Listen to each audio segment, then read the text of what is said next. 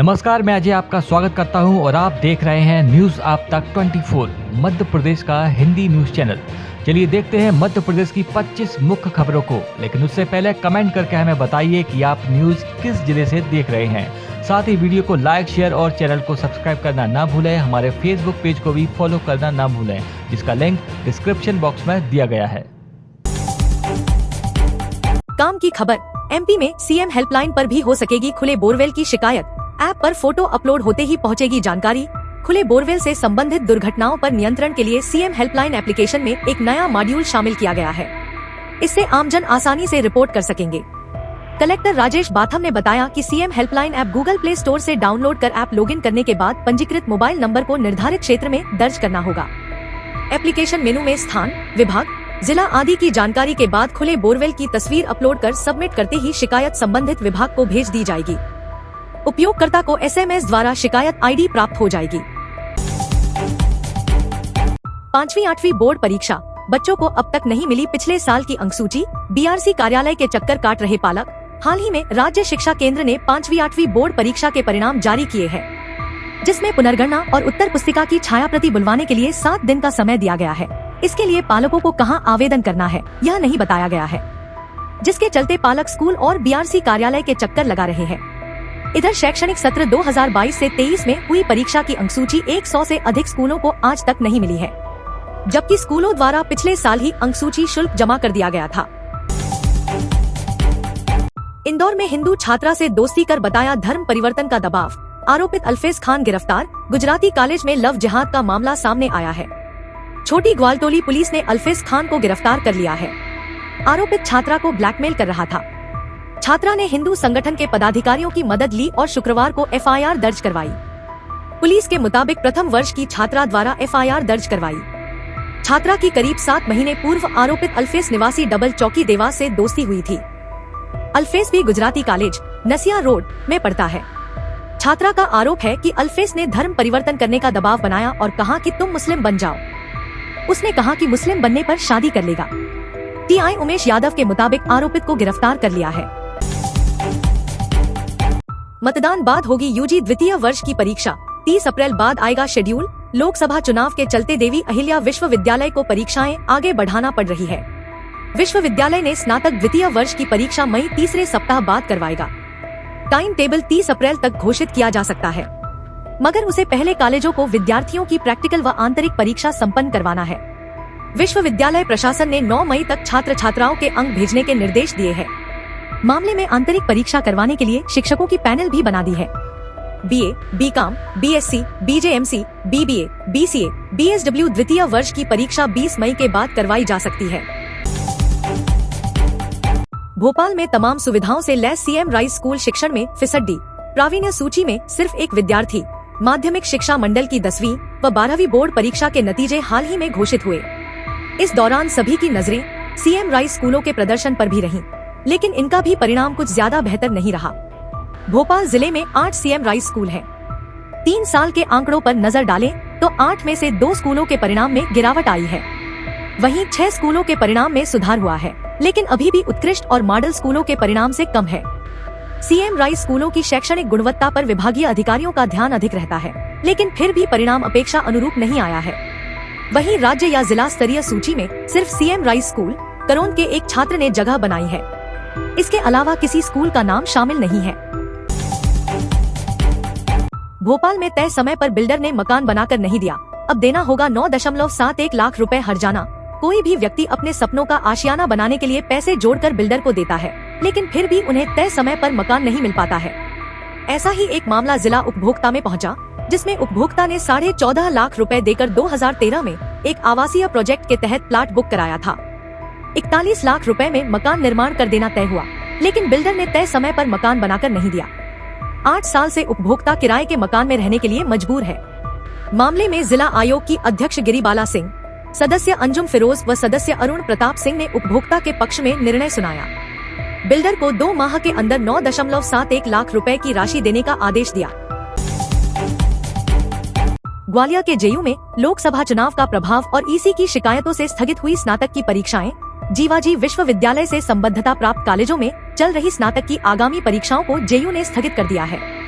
जीवाजी विश्वविद्यालय प्रबंधन ने शुक्रवार को एक सूचना जारी करते हुए बताया कि अपरिहार्य कारणों से 29 अप्रैल सहित आगामी सभी परीक्षाएं स्थगित की जा रही हैं। इस तरह अचानक परीक्षाएं स्थगित करने के पीछे कहीं बताया जा रहा है कि लोकसभा चुनाव का प्रभाव है, तो वहीं दूसरी ओर कार्य परिषद द्वारा इस मामले में दखल को भी इसमें एक महत्वपूर्ण प्रभाव माना जा रहा है। ग्वालियर में स्मार्ट सिटी का कार्यकाल 30 जून को समाप्त, प्रोजेक्ट पूरे करने का बढ़ा दबाव। शहर में स्मार्ट सिटी के 1 दर्जन से अधिक 100 करोड़ रुपए के प्रोजेक्ट संचालित हो रहे हैं, जिन्हें स्मार्ट सिटी को जून तक पूरा करना है। लेकिन इसमें 4 प्रोजेक्ट ऐसे हैं जो जून तक समाप्त होते दिखाई नहीं दे रहे हैं, जिसको लेकर स्मार्ट सिटी की चिंताएं बढ़ी हुई हैं और हर कीमत पर जून तक सभी प्रोजेक्ट का काम पूरा करना चाहती है, क्योंकि स्मार्ट सिटी का कार्यकाल 30 जून 2024 को पूरा हो जाएगा।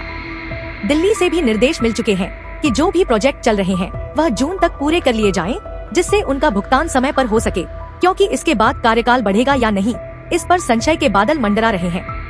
हालांकि स्मार्ट सिटी का कार्यकाल बढ़ाने को लेकर केंद्र सरकार से पत्राचार किया गया है, लेकिन लोकसभा चुनाव के चलते इस पर कोई निर्णय फिलहाल नहीं लिया गया है।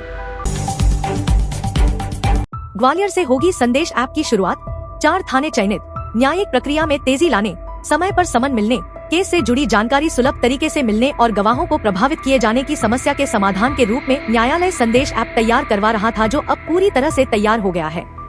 इस ऐप का प्रयोग की शुरुआत ग्वालियर से ही होगी।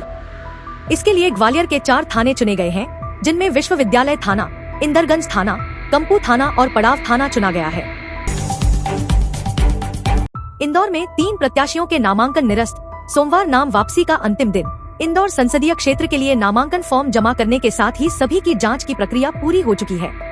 नामांकन फॉर्म की जांच में 3 प्रत्याशियों के नामांकन रिटर्निंग अधिकारी द्वारा निरस्त किए गए।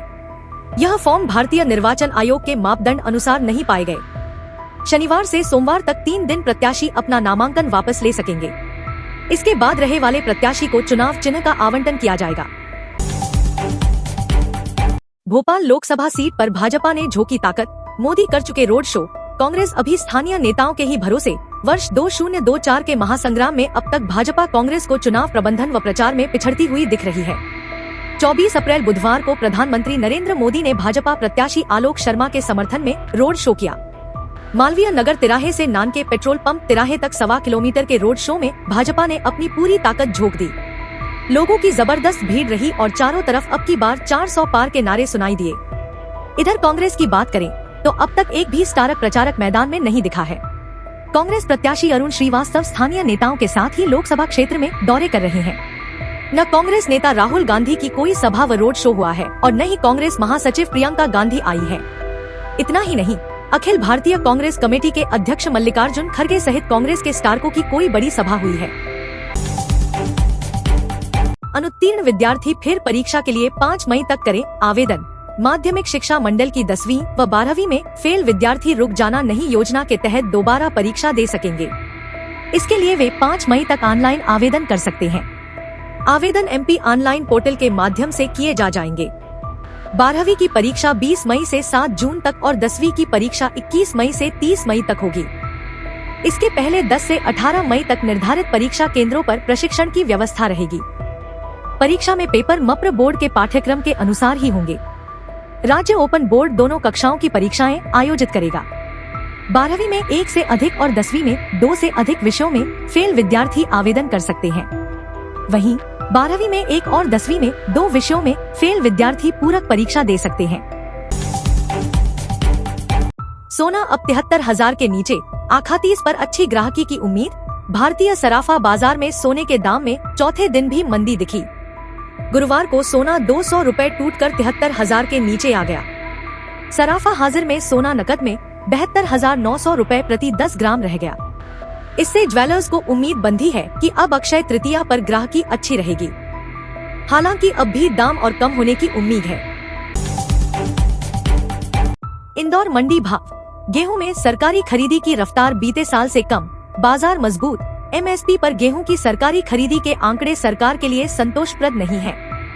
दरअसल 23 अप्रैल तक के आंकड़ों के अनुसार पूरे देश में गेहूं की कुल खरीदी 119.26 लाख टन हुई है, जबकि बीते वर्ष इसी अवधि तक खरीदी 159.23 लाख टन हो चुकी थी।